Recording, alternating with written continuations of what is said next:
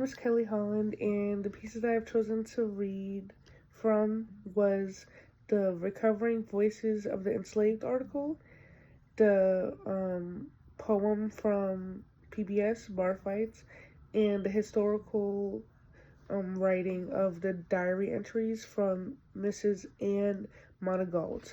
After reading Recovering Voices, the picture that is painted,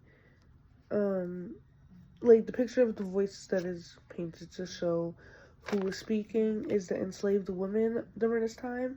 During this time, women, especially if you were enslaved, were not able to speak for themselves. And if they were, it would be in a legal document, which, wasn't really taken into account that deeply.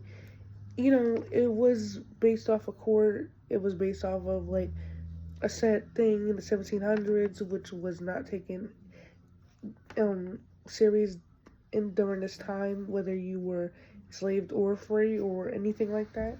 I'd say that this article about the voices of the enslaved can relate to Phyllis Wheatley's poem about being an enslaved woman in colonial America, but also, having to deal with religion as well, because she came from a pagan land, and she was brought to America to assimilate and deal with whatever they have in America, and she had to, learn how this religion goes by herself.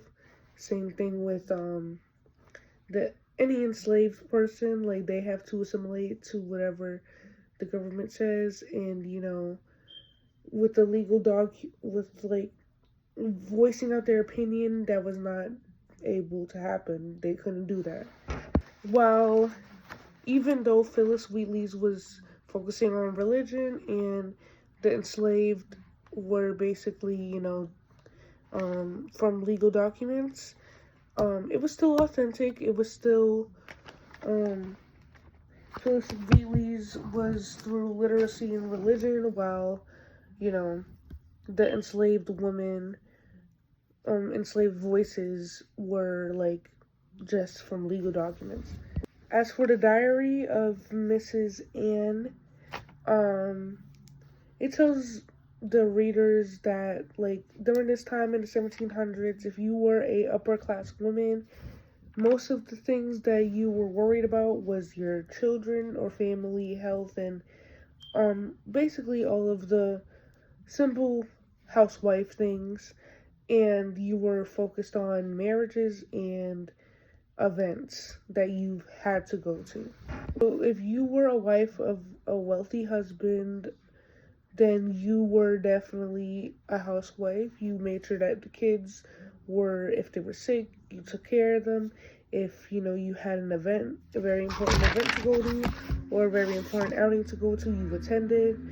And, you paid attention to marriages and all this stuff. Because in most of her diary entries, it says that, her son or her daughter got sick, took an epic,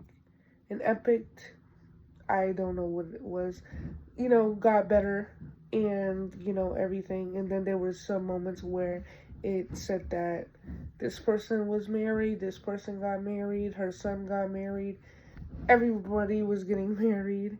So, yeah. Basically, you paid attention, you kind of stayed in the background, you didn't do anything. You were kind of just like the simple housewife, but you were also, like, attending things for your husband. I believe that the reason why Mrs. Wheatley is considered the first ever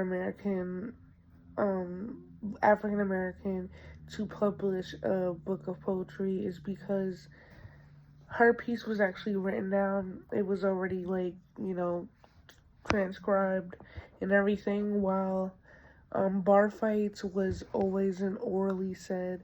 It was always said and passed down from, like, passed on a century later without it even being published.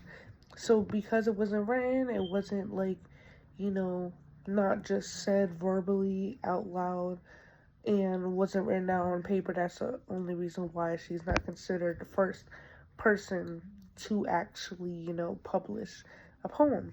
So after reading all of the different excerpts and everything, I would say that one voice that the voice that isn't heard about or is very much silenced is the enslaved women, because one, most of them have obviously died on by now, and those voices aren't really cared about, especially in like 2026. Like, nobody is really like putting attention on the colonial America, because they want to, we're just in a different society where it is not looked at, it is not focused on or anything, which is very unfortunate and needs to change, because there are people who still struggle with the idea of what this country has been brought up on, and the voices that have been silenced and everything. Especially in the 1700s, any enslaved person were not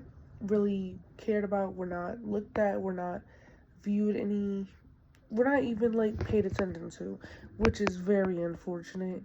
But what do we expect in the colonial America? Is the unfortunate reality. And most people could argue that if you are a wealthy woman, a wealthy upper class woman, your voice is heard at least too, because it's like, you're really backing your husband, or you're backing what your family brought up or anything. But you still have a voice, especially based off your race. If you're a white woman with a lot of money and everything, your voice is heard every day. Like Kim Kardashian, for example, she's an upper class woman. She's a businesswoman, obviously. Like, she's able to speak and everything. I would say also princesses too. Like Princess Diana, she was heard of very much, especially with her stature. She's very passionate about what she did talk about as well, as a wealthy woman in, America.